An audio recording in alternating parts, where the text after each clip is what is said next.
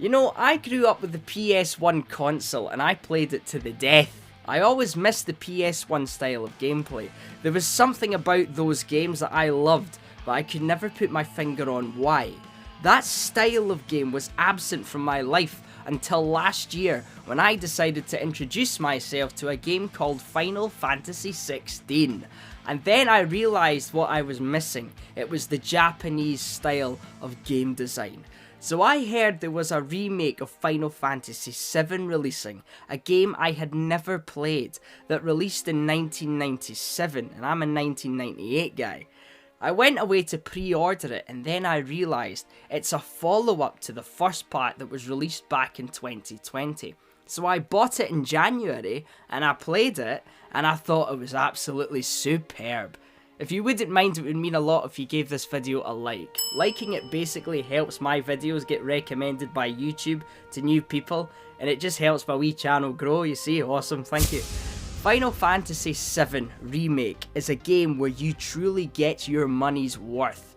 I mean that it took me 30 plus hours to get through the main storyline. I did a few side quests and I ended up with 37 hours altogether.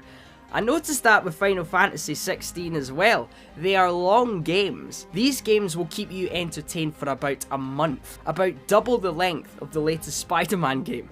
For some people it might be too long, but the characters and the storyline for me kept me coming back for more. So I won't spoil it for you, don't worry, but the style of this game is what I absolutely love. It makes absolutely no sense. This game is mental, right? But it's so cool. You play as Cloud Strife and you are fighting guys with machine guns and massive robots, and then there's you in the middle of it fighting these things with a massive sword. Like, if this was real life, Cloud's dead in about 3 seconds, right? But it's a fantasy! This is Cloud. He kills hundreds of guys with guns with a giant sword. That's the way it is. You look past that and it adds to the charm of the game. It makes Final Fantasy VII really special. If you think that's crazy, you've got Tifa running about fighting these things hand to hand.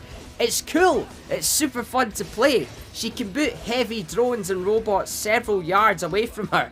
It's utter madness, but you buy into it. It's a game. It's not trying to be realistic. You have people who are literally casting spells, but then you're walking around like a gritty 1990s looking city, one you'd see in like a music video back then, and people are wearing modern clothes, and then there's folk in like Victorian era style outfits. It's completely stylized.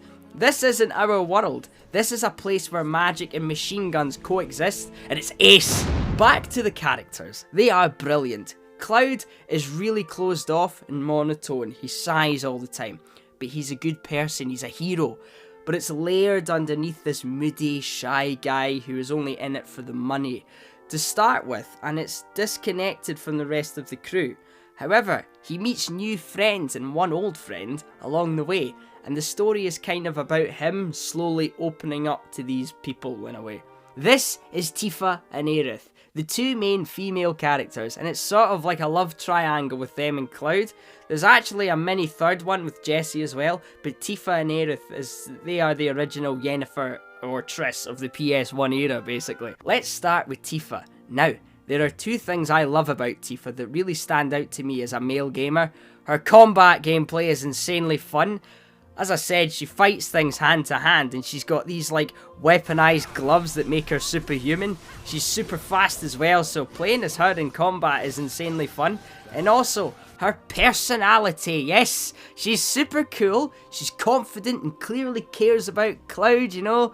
She looks out for him and will actively go out of her way to back Cloud up at crucial moments, even save his life at times. She's very likeable, and the acting is spot on. She's brilliant. Aerith, on the other hand, is super sweet and bubbly.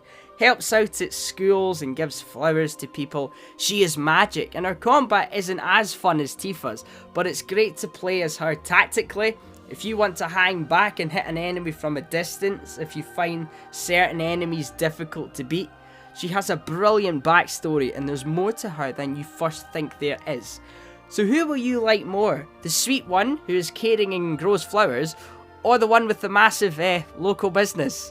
She owns a bar, you know?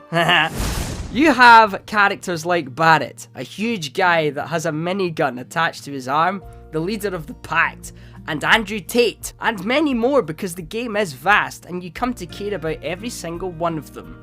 The gameplay is fantastic as well. The combat goes on for ages. It can get quite difficult at times, the boss fights can push you, but you get to swap characters in combat and play as Barret, Tifa and Aerith.